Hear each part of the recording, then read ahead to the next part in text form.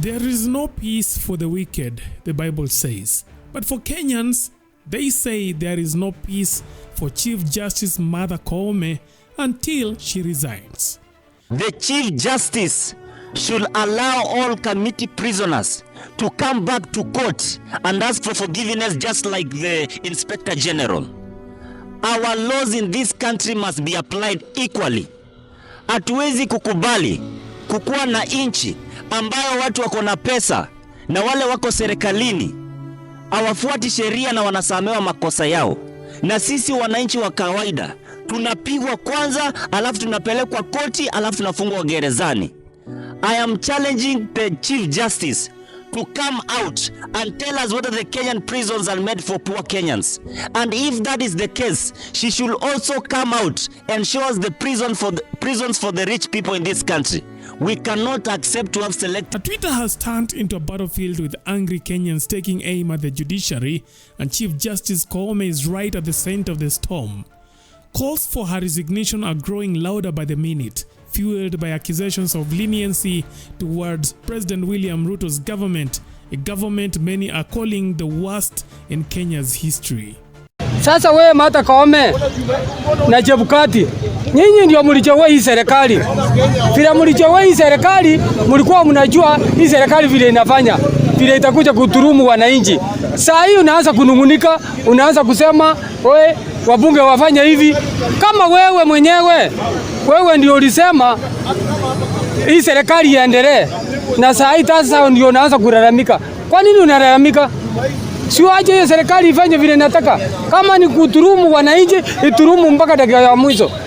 Martha Koome, fikiria vizuri. Wewe na Chebukati ndio mlifanya wananchi tunateseka.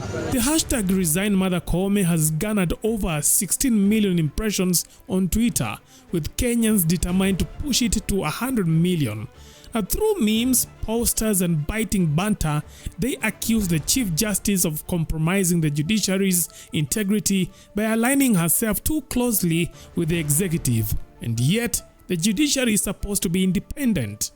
Many claim she has sold out to the highest bidder in government, turning Kenya's judicial system into what they now call MPESA, a combination of the word judiciary and money.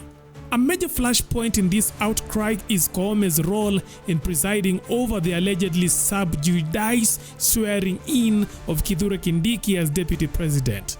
This move, critics say, defied legal norms, as the impeachment of Gachagua and his replacement were still pending legal determinations.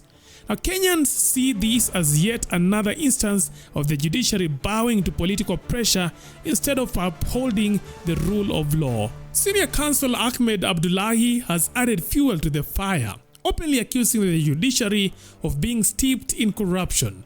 According to Ahmed Nasir, bribery has become the defining characteristic of judicial rulings under Koome's leadership. He even coined the term MPESA to describe what he sees as a judiciary run by money rather than justice. In one particularly damning revelation, Ahmed Nasir recounted a personal encounter from 2014 and 2015 when he allegedly witnessed a Supreme Court judge being handed 500,000 Kenyan shillings in a Westland restaurant. He later claimed that the same judge received a bribe of 2 million shillings during the 2023 Supreme Court case tied to the Azimio coalition. Ahmed Nasir didn't stop there. He alleged that in July 2024, 3 Supreme Court judges, a litigant and a lawyer met an exclusive club in Westlands to discuss a pending case over dinner. He even hinted at having video evidence from CCTV and invited Koome to review it in his office. I stopped watching news because of these very depressing items that keep flashing to our faces to remind us how unequal and how unjust we are in our society. Amidst the storm, Chief Justice Koome has staunchly denied the accusations, asserting that in her 22 years of legal practice, she has never taken a bribe. She believes the backlash she faces stems from her position as Kenya's first female Chief Justice, a milestone that she says has made her an easy target for critics. Senior counsels in Nairobi, you will know that he claims that there is such a thing as MPESA, which allegedly means that judges of the Supreme Court, where you are president, are taking bribes, and that you're just generally incompetent. And yet here you are with a very serious track record as a judge. How does all this make you feel? How does it affect you personally? Oh, it's supposed to lower my credibility. It is supposed to distract me. I have refused to be distracted. I know who I am and I know what I have done and what I am going to do.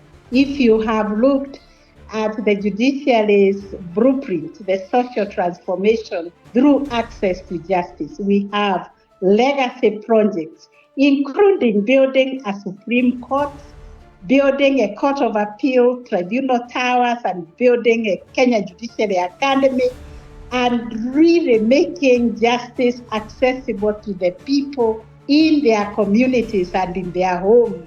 Now, on this tag of MPESA and incompetence, I've always asked, where is my incompetence?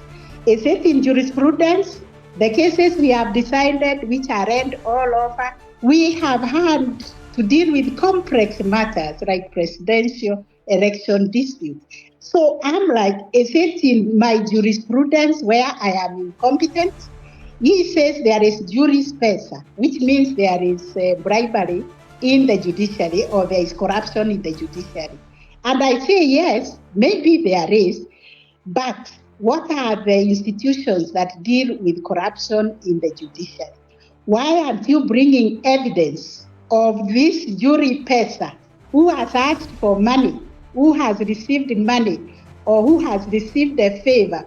Why don't you put that evidence together and bring it to the Judicial Service Commission or even take it to the police? It's a criminal offense to receive a bribe.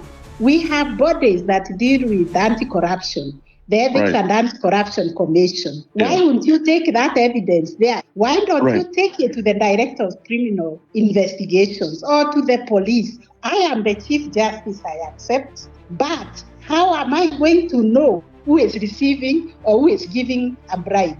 I have over 200 judges. I have over 600 magistrates and about 150 adjudicators in the tribunal. How can I know who is thinking in their mind to ask for a bribe or who is about to receive a bribe?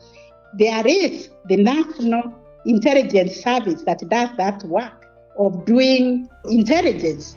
So those are the bodies that should give that evidence, and then we prosecute these people. Chief Justice, I'm going to ask you a very direct question. Have you ever been offered a bribe? I have never.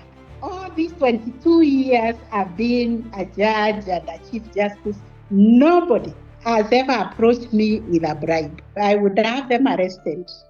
And I'm not blind to the fact, Madam Chief Justice, that Kenya right now is having to contend with a very important constitutional matter around the impeachment of the deputy president. I wonder what sort of pressure this brings on someone like you. Is this pressure? Is there a lot of pressure on you? None whatsoever, because I always view all the cases that come before me, even when I was a trial judge, like any other case. I look at the law, I look at the evidence, and I decide the case. So no case brings pressure. Okay, broadly speaking, without going into sub judice issues, do moments like this come with a lot of pressure for you to take a position that might be favorable?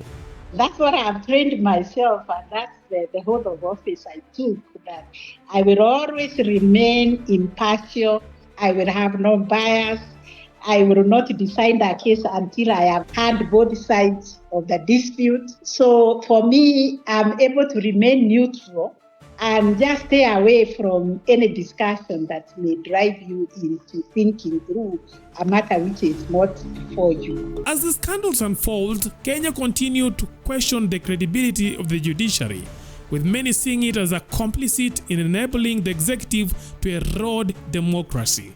But the public's confidence in the rule of law hangs in the balance, and Chief Justice Koome finds herself in the unenviable position of defending both her integrity and the institution she leads. Will Koome weather the storm, or is this the beginning of the end of her tenure as Kenya's Chief Justice? Only time will tell, but for now, the battle rages on with no signs of cooling off anytime soon.